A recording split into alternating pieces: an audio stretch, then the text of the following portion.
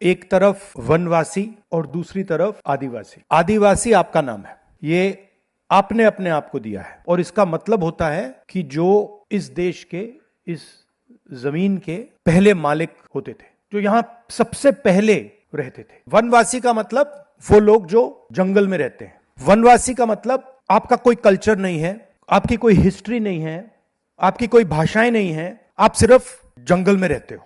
अगर कर्नाटक में जंगल है तो उसमें जो लोग रहते हैं वो वनवासी हैं। अगर जापान में जंगल है तो उसमें जो लोग रहते हैं वो वनवासी हैं। अगर अफ्रीका में जंगल है उसमें जो लोग रहते हैं वो जंगल है। वो आप सब एक जैसे हो जो जंगल में रहते हैं। हमारा कहना दूसरा है। हमारा कहना है कि अगर किसी भी व्यक्ति को, किसी भी देश को आगे बढ़ना है तो उसे सबसे पहले अपने आप को समझना होता है। वो कौन है, वो कहां से आया, उसकी हिस्ट्री क्या है, उसकी जड़ कहां है। बिना जड़ को समझे पेड़ अपने आप को समझ सकता है?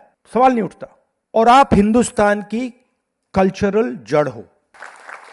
मतलब जड़ का क्या मतलब होता है? जड़ का मतलब है जो सबसे पहले धरती को टच करता है। पेड़ में से जो सबसे पहले धरती को छूता है, जमीन को छूता है, उसे हम जड़ कहते हैं। तो हिंदुस्तान की जड़ क्या है? आदिवासी है। उनका कहना है नहीं, उनका कहना है नहीं नहीं नहीं नहीं नहीं नहीं नहीं, जड़ से कुछ लेना देना नहीं, हम तो सिर्फ पेड़ को जमीन के ऊपर से देखेंगे। और हमारा कहना है नहीं, अगर आप देश को समझना चाहते हो, देश की प्रगति चाहते हो, आपको जड़ समझनी होगी। तो हमारे लिए विक्रांत ने कहा कि आपको इंजीनियर बनना है, आपको डॉक्टर बनना है, आपको लॉयर बनना है, ये सब चीजें ठीक है, मगर मेरे लिए आपकी जो हिस्ट्री है, जो जड़ की हिस्ट्री है, हजारों साल पहले यहां क्या हो रहा था, वो आपके पास है। मतलब वो मेरे लिए नेशनल ट्रेजर है। वो सबसे जरूरी चीज है। कल्चरल ट्रेजर है, हिस्टोरिकल ट्रेजर है, नेशनल ट्रेजर है।